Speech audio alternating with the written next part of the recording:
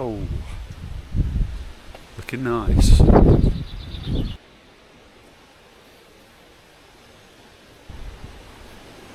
Cool, I think we're all set. Hey, I brought you to this hill to talk about something different today. And the reasons will become apparent as the story goes on. So, I work in the tech industry, and sort of anecdotally amongst my colleagues and friends, poor sleep is definitely a very common problem out there. But it seems that this is something I've read up more about, and it seems to be quite an epidemic in modern society in general, and I guess there's all kinds of reasons for that. Modern stressful lifestyle, artificial lighting, toxic relationships at work, high pressure working environments, all this kind of thing. So I thought I'd tell you a little story, because this is something that I've managed to overcome, and if I can do it, so can you, right? If we wind back a few years, I'd just become a father, and we had a small child, and then 3 years later another small child, and the first one, my daughter, due to various health issues that we weren't fully aware of at the time, had very disturbed sleep. She didn't really sleep through the night for at least the first 3 years. I think she had 3 years of almost no sleep, which meant, of course, we had 3 years of almost no sleep before our second one came along. And at the same time, I just started a new job with a startup as the lead software engineer. As it happened at the time, the only software engineer, and that was quite high stress as well, because every 2 weeks I'd be getting on a plane at some point during this job anyway. Every 2 weeks I'd be getting up at 5 o'clock in the morning to jump on a plane and go and deliver the latest version of this software and demonstrate it to the client. And then following on from this, once the children were a little older, we also ended up moving and living pretty much on a building site, as we were involved in a renovation project. And with 2 small children, this was extremely difficult. And to compound that, we had to deal with and battle with what I can only describe as extremely predatory behaviour from a couple of nearby family members. Now, as you can imagine, even once the children started growing up a bit, what this led to is, well, they started sleeping through the night, but at this point, let's have a look at this magnificent view. You can see the peak up behind me. That's where we're going, and you'll see why. At this point, even though I should really by rights be able to be sleeping a bit better, because I wasn't getting disturbed by toddlers, my sleep patterns were completely shot. I would every night wake up around somewhere between like 12 o'clock and 2 o'clock, and then wouldn't get back to sleep at all. So I kept a sleep diary, and I was clocking in. I think I averaged, at the worst point, I was averaging 4 and a little bit hours of sleep per night. And that's a terrible average. So if any of you have been through something similar, you'll know that at that point, at that level of continuous long-term sleep deprivation, you start to get tunnel vision on life. You're just getting through the stuff you have to do day by day. You're just putting one foot in front of the other, but at that level of exhaustion, you have no emotional self-regulation, you have no ambition or drive, you've got no ability to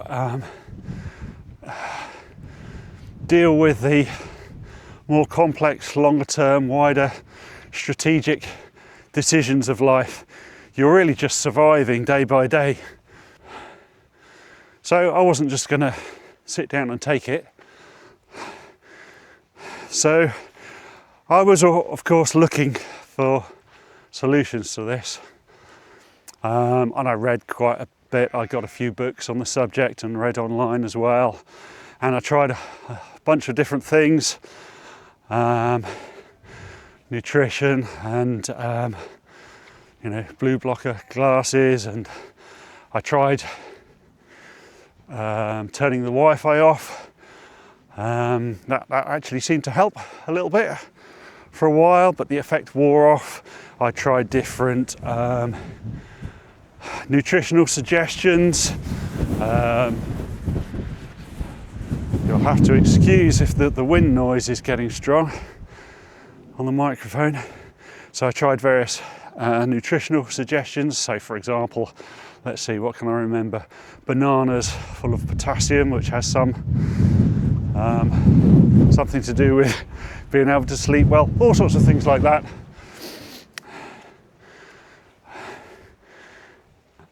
But at the time, it seemed like a never-ending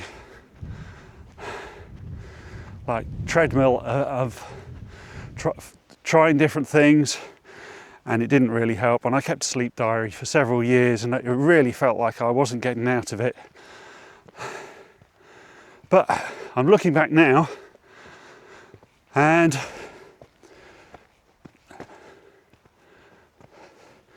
the situation's changed completely. So it seemed that for a long time, while I was trying these different solutions, nothing was really sticking. And this was very disappointing. So I had to be quite determined to keep going. Now, luckily, raising a family makes you quite determined. You have a reason to do things and to get on in life. That's a reason that's bigger than you. And now I find myself in a situation where it's fully under control. I would say I've survived it. Whether I've conquered it entirely, I'm not sure. I still tend to have, slightly fragile sleep. It's easily disturbed, and every now and then I'll have a night like last night where I'll wake up at 4 o'clock in the morning and won't get back to sleep. So it's a little bit fragile, but I'm back in control, and for the most part, it's fine. And so I was looking back on this and thinking about what actually worked.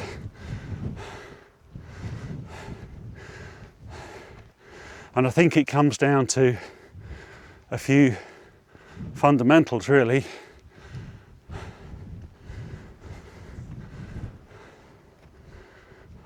I think the first and most important one was escaping from the situations that were causing me and my family the most stress. Stress is so destructive, man. And it can play absolute havoc on your physical health. So yeah, after a few years, I moved on from that startup position. I learned a lot. It was, it was very good in some ways, but far too stressful.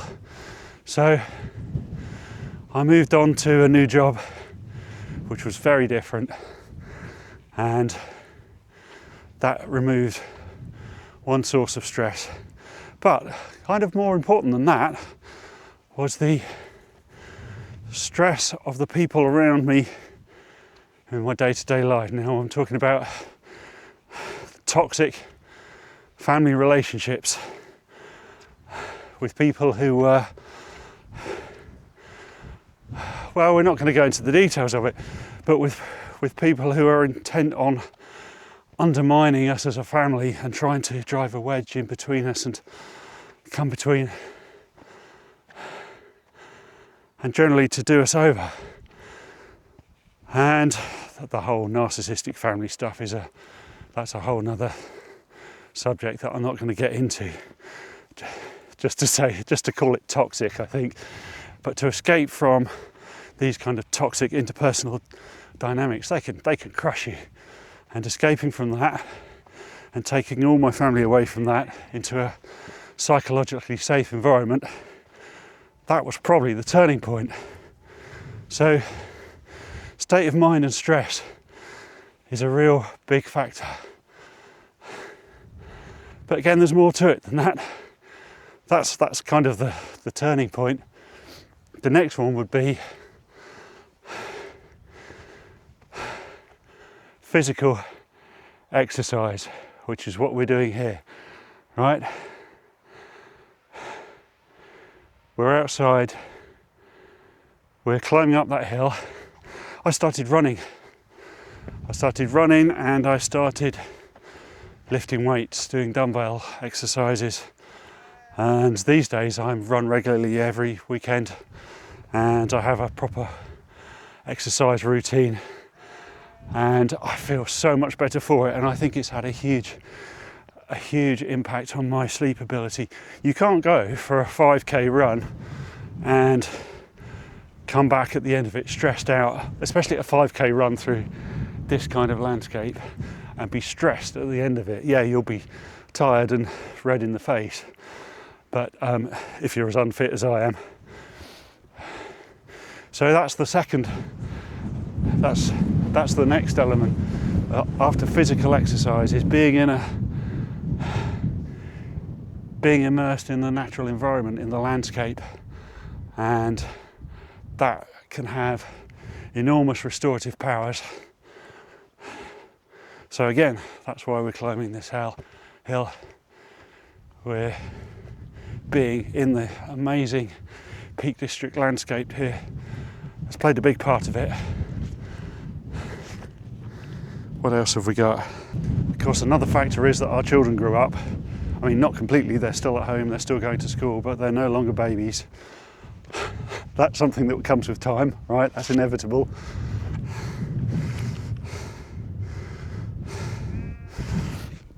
Now, along with the exercise, I started doing breathing exercises as part of the wind down routine in the evening. Having a wind down routine is a crucial part of it.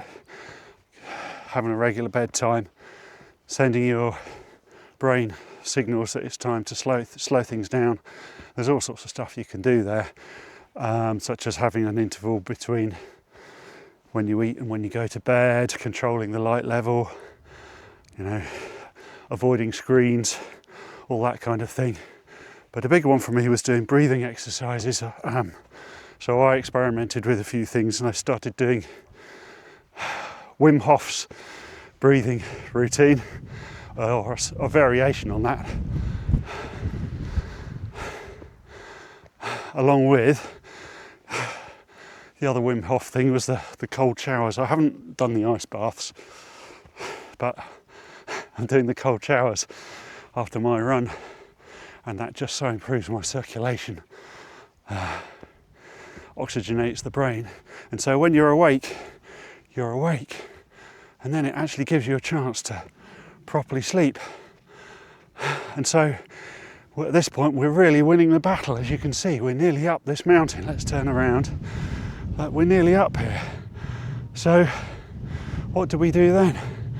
Well, we just keep going, and at this point you get a kind of positive snowball effect, positive feedback loop, because at this point you're starting to see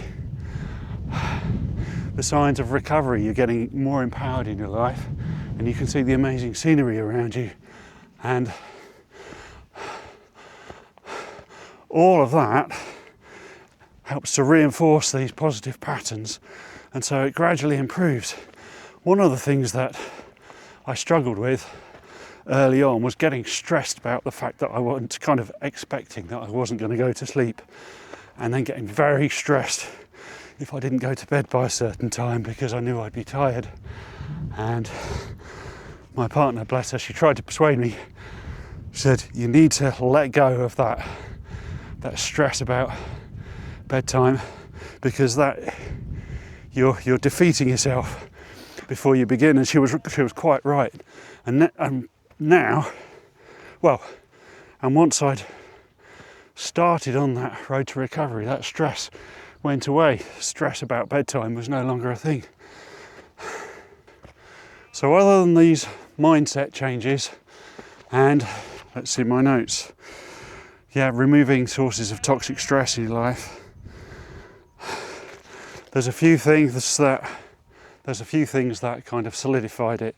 So I did have to dig into the nutrients situation. It's very difficult to find good, reliable information about vitamins and nutrients because online there's so many contradicting messages. But I did find that once I got a good set of foundational vitamins, B vitamins, having a B vitamin complex helped me through those days of no sleep, gave me some energy to get through. That was a start, and then a few others.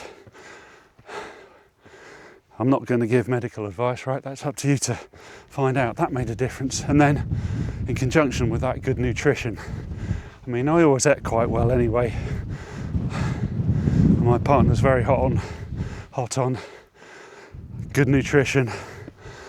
She's always trying to make sure we eat the best stuff and that our children eat the best stuff. So having a good solid basis for the nutrients that are entering your body, which you can think about more and you can strategize and you can research. You can do all that once you start thinking clearly. That all helps.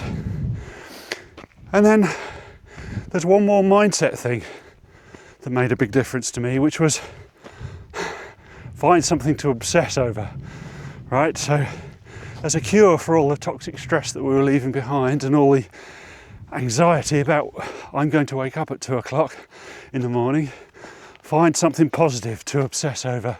And so that's what I've been doing. It's kind of a lifelong pattern of behaviour with me anyway, finding new projects, complicated and interesting things to obsess over. And that gave me the impetus to keep climbing up that hill. So my current major obsession is learning how to YouTube. And then other projects along the way, which I'll be sharing on the channel, I should think. And when you put all of these things together, what happens is you end up gradually, it doesn't happen all at once, climbing up out of that pit of, despair, climbing up the mountain and reaching the top. And here we are, we're nearly at the top. Let's see how we go. I have to show you, there's a sheep who's beaten me to the top here. So we're going to continue up this last little bit and see the view, the glorious view from the top of this hill. See, I keep calling it a mountain. It's a few feet short of what is officially classified as a mountain. So it's our mini mountain. So there's another metaphor there. You think the climb is going to be too difficult, but it's not. It's a mini mountain. You can walk up this particular one in 20 minutes or so. It's perfectly doable. And here I am, right amongst the sheep. We're just making the climb up the last final ascent. And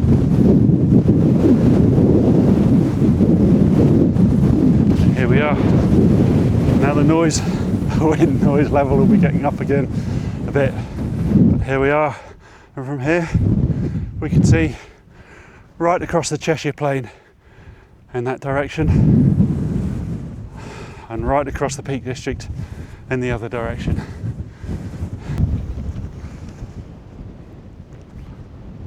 So, if I can get to the top of the mountain, so can you. Let's recap. What's my checklist? Get out in the countryside. Also, get out in the daylight. Daylight really makes a difference.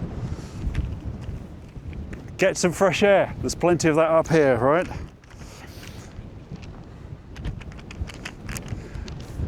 Find some healthy ways of relaxing, breathing exercises, and then hard physical exercise.